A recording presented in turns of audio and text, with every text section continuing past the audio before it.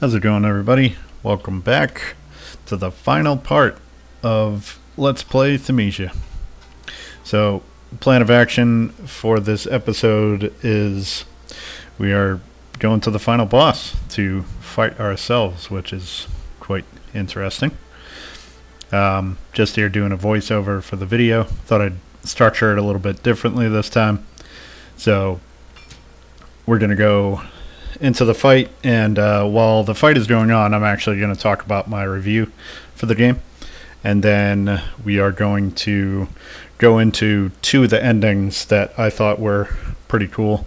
There is 4 endings total, I believe. There might actually be more than that. I haven't exactly delved into the rest of that yet, but I thought this area was pretty cool with the bird cage in the water and whatnot. So just checking it out. And what we're going to do here is I'm going to reset my talent points and going to put a potion on that increases the damage by 10% that we dish out, which was very helpful in this fight. So I'm going to start talking about the review. So for the sound effects are great. I thought, for example, the deflect sounds and the sound of smashing an enemy in the face with the hammer, all very satisfying. Being visually handicapped, there are some auditory cues for things that I definitely appreciated. Some examples of that are the soundtrack starts to get intense if you start getting surrounded by enemies, or even better when you're low on health. Also, if an enemy drops an item, there's also a very faint twinkling sound to let you know. Boss music was very fitting and epic, as we should expect from the genre. When there wasn't music in the environments, you could hear things around you, like weird noises and boards creaking, for instance, in the Sea of Trees, for example. So as far as gameplay, the combat was very satisfying. Attacking and deflecting using all the plague weapons was extremely fun. The fact that the game is versatile and in the aspect where you can respec your attributes with a limited number of consumables and reset your talent points at any time for free to try out something different or change your playstyle, I think is extremely cool and well done. A couple gripes I had, though: the lock-on system was not fluid in flowing from one enemy to another, unless this was something with my controller, which I don't think it was. Hopefully this would get fixed in a patch. You guys heard me mention that multiple times during my Let's Play. Other issues, the game got framey loading in the areas. Also, camera got weird sometimes, but again, not sure if that was my controller, as there's been a select few games where my controller had some stick drift. But anyway, enemies would heal if they got outside of their certain area. Not sure if that's a bug or they just didn't want players kiting enemies, but that's kind of annoying. Especially if you're fighting one of those elites and that happens. You know, you get them down to low health and then they like kind of pop out of their area and they refill their health. Level design was decent, not approaching Dark Souls level interconnectivity, but decent for an indie title and small studio.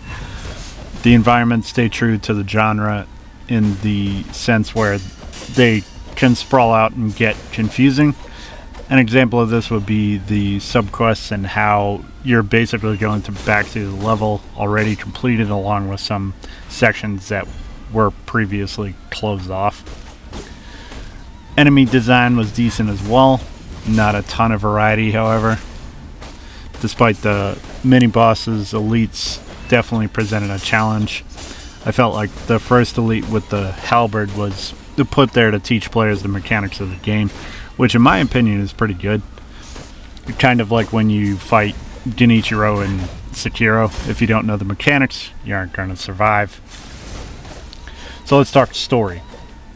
So the story I thought was good and told differently than something like Bloodborne. The story in Thymesia is pretty laid out for you from the start, and along the way you're picking up notes and collecting memories to add to that framework. Whereas Bloodborne, for instance, you're dropped into the game without knowing anything and piece the story together as you go through it. As far as graphics go, the graphics were good, and combat execution animations were good. Not top tier or anything, but I feel that's what happens when they develop a game for both current gen and next gen consoles. There was occasional clipping through objects and stuff like that with the execution animations, but you know, a little rough around the edges, but still good. As far as replay value, this game, despite having no New Game Plus yet, definitely has some replayability. I already proved this because I went back into the first area and farmed enemies for skill shards so that I could fully max out the plague weapons. You also have to do some farming to reach max level and some farming to get all the ingredients for the recipes. So as far as the rating goes, I was extremely excited about this game coming out, and when it did, from my perspective, it did not disappoint. The combat is definitely the best part of the game, where you can combo attacks in with your plague weapons and claws. It's strung together very nicely. I've seen mixed reviews on the game, and honestly, the bad reviews, people seem to be grasping at straws. This is a great game for what it is, a $30 indie that is writing a love letter to genre-defining games that From Software has created. It's not trying to copy those games by any means, but instead piecing together some of the best parts of those games and making a game of their own. That being said, I'd like to give this game an 8 out of 10. Everything was great. Story, gameplay, and it was just those few gripes I had with the game that I would imagine would get fixed easily in a optimization patch. So back to the fight here. This was a very cool fight, I thought. I've already done it 3 times to get 3 of the endings. It can be kind of dicey at times because his saber combo, if you don't deflect in time, it can pretty much wipe out your health bar. I only have 10 vitality right now, so. And right there, you see the javelin from Erd is going to come in clutch. Boom, it just exploded.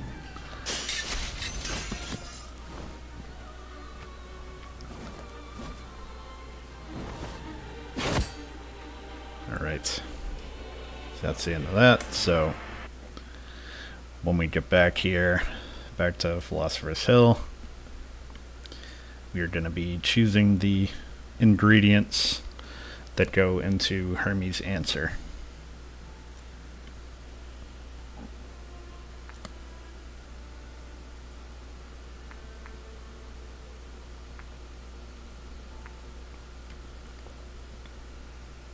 I chose that.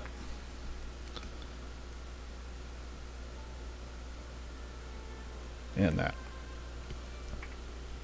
So like I said previously, these were 2 of the more interesting endings, I thought, so figured I would share.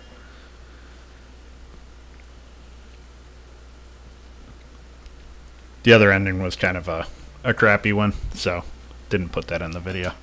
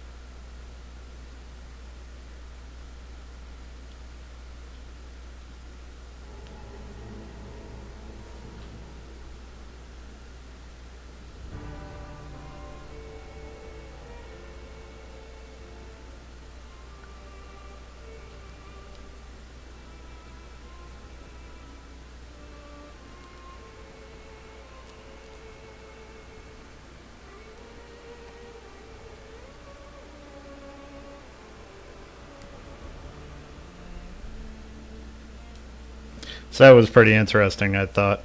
Everybody returned to regular folk, but the problem still loomed. The plague could potentially still be an issue. So I chose no here. It doesn't matter if you choose a yes or no. If you choose yes, the credits roll. But if you choose no, you go right back to Philosopher's Hill. Okay, so here's the second ending. So this time around I choose Erd and Varg. This was probably my second favorite. I can't do the fourth ending because you need to not. I think you don't kill God of the Fools and you don't kill the Hanged Queen in order to get that fourth ending. So that would be another subsequent playthrough to kind of get that. Basically with that one, Corvus basically sacrifices himself and heals everybody. So that one I thought was kind of a cool one as well, but unfortunately I couldn't showcase that one.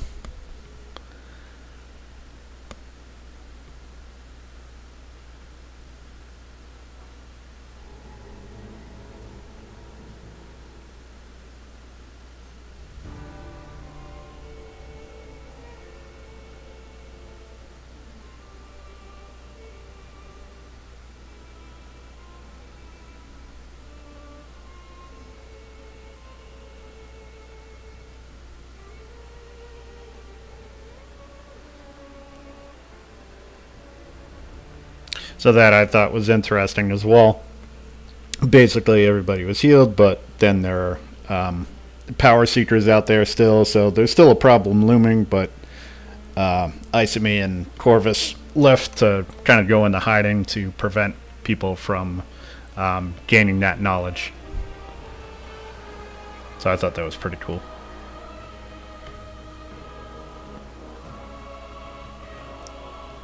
So this time I'm going to choose yes and let the credits roll.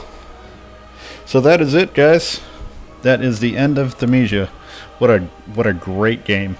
It was definitely worth the wait. If you have not played this game and you love Sekiro, I highly suggest you play this game. You will be in love with it. Despite the gripes that I mentioned, and there's no voice acting and stuff in it, but honestly, who cares about that? I mean, you don't need voice acting in a game to make a good game. It's made by a small team. Hopefully the sales that they make on this game, we'll see more from Overboarder Studios in the future, and they will have more of a budget to make an even better game. Who knows? So I hope you guys enjoyed the Let's Play. Hope you all are doing well. Stay tuned. More coming at you. Take care.